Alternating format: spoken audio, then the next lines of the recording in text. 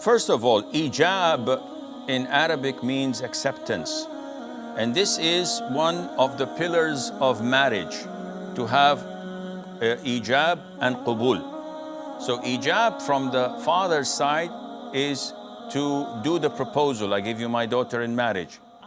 And the acceptance is al-qabul from the groom's side. He says, I accept her marriage. These are pillars in marriage. What you're referring to is hijab with an H.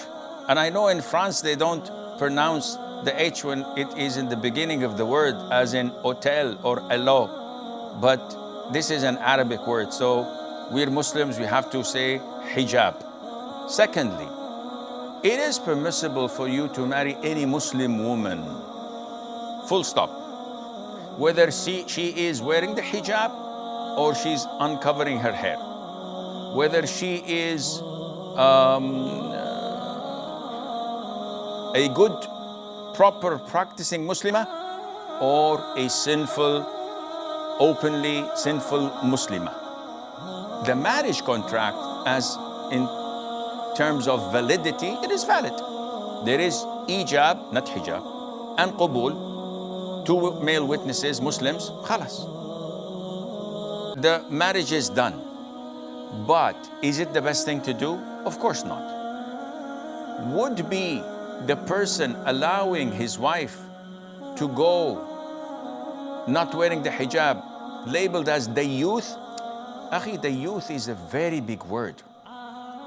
And when the Prophet said, alayhi salatu wasalam, there are three who will not be looked at or upon by Allah Azza wa Jal, and Allah would not have mercy on them, would not purify them, and would torment them severely in hellfire. One of them is the dayyouth. So when they ask, what is the dayyouth? The Prophet defined this, alayhi salam, by saying, it is the man who approves vice and indecency and sins with his women folk. So this is a broad sense. A woman who does not wear the hijab by no means is doubtful that she is sinful. There is no dispute. She is sinful big time. She goes against the Quran, the Sunnah, the consensus of the scholars, decency. She goes against the norm of decent women. Nevertheless, this is not the end of the world. It's a sin. She'll be punished in her grave. She's disgracing her parents and her family.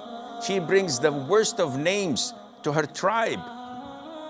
When she comes, especially if she comes openly on the media and she shows her beauty to everywhere. But we do not label and stamp her to be women of hellfire, just like that.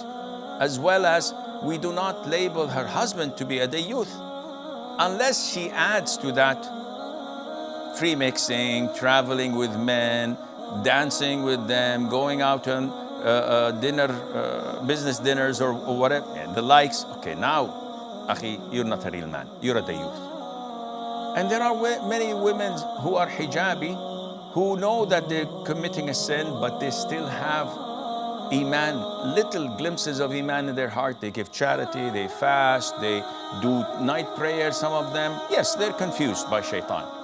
He's mixing oranges with apples, but nevertheless, we do not cross them out and say, just because of this sin, she is doomed in hell for eternity. As we don't go to men and say, any man who shaves his beard is doomed in hell for eternity. And we look down upon him, and every time we cross it, but phew, what is this, akhi? Oh, he was clean shaven. So what? He may have good deeds 10 times more than you do. Don't fall in the mistake of diluting sins because of our mistakes, or trying to uplift someone who's openly sinning because I have many mistakes that may put me down. No, I'm not doing this. But I'm saying, whenever you see someone older than you, you say in regret, he made so many good deeds, much more than I did. And when you see someone younger than you, you have this regret by saying, he's younger than me, he did not make as many sins I have done. I don't go to them and tell them. I don't go to someone who's drinking intoxicants or partying in a club and say, may Allah guide you, you have many things that only Allah knows of, you're better than me. No, of course not. But how do I look at people? This is what concerns me, and I don't want to waste more of your time.